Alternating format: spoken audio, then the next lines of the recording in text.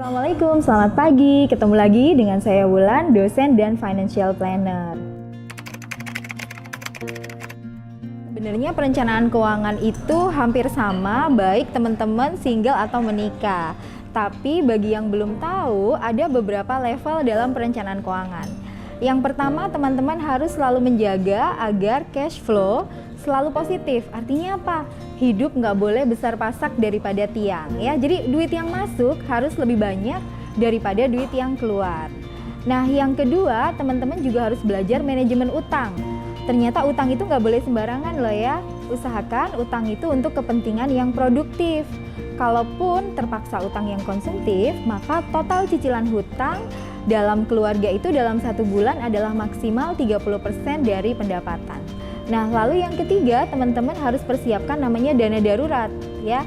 Dana darurat adalah untuk kepentingan-kepentingan darurat, pengeluaran yang kita nggak sangka-sangka sebelumnya. Tiba-tiba atap bocor, tiba-tiba mobil mogok. Nah, ini adanya di dana darurat. Berapa dana darurat untuk yang sudah berpasangan? Kalau untuk yang single boleh 3 kali dari pengeluaran bulanan. Kalau sudah punya pasangan bisa sekitar 6 kali dari pengeluaran bulanan. Jangan lupa pada saat pertama nih dapat gaji atau dapat uang belanja nih dari suami, bikin budgeting. Nah, paling gampang budgeting itu seperti ini aja. Pada saat pertama ada uang, 1 bagi alokasi ke sosial. Wajib ya, jadi supaya teman-teman dananya juga berkah gitu.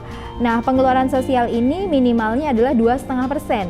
Kalau saya bilang minimal, berarti boleh ditingkatkan semaksimal mungkin. Jadi misalnya, Bu, saya tuh pengen nyumbang banyak, oke boleh ya, tapi minimalnya adalah 2,5%. Lalu setelah itu apa? Ternyata item kedua adalah tabungan dan investasi. Loh Bu, nabung itu ditaruh di depan ya? Iya, kalau ditaruh di belakang duitnya suka nggak ada. Ya, jadi pertama habis tadi sosial, sisihkan minimal 10% untuk tabungan dan investasi. Itu minimal ya.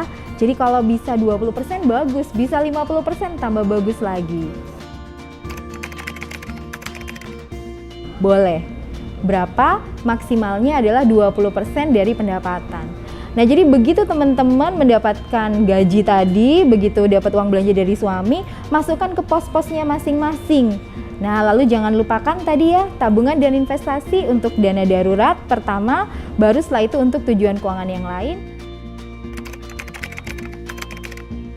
Lalu juga nanti jangan lupa nih dana pensiun. Karena apa? Karena sekarang tuh kita pensiun usianya 55, 60. Sedangkan dengan kemajuan teknologi, usia harapan hidup itu jadi panjang banget nih. Bisa sampai 80.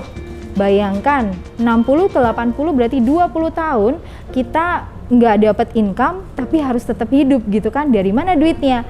Dari dana pensiun yang sudah kita kumpulkan dari muda. Nah, selama teman-teman mengikuti langkah-langkah ini, biasanya nggak akan kebelit utang gitu ya. Ingat, yang mahal itu adalah gaya hidup, bukan biaya hidup. Biaya hidup mah gampang-gampang aja, murah-murah aja. Jadi gitu.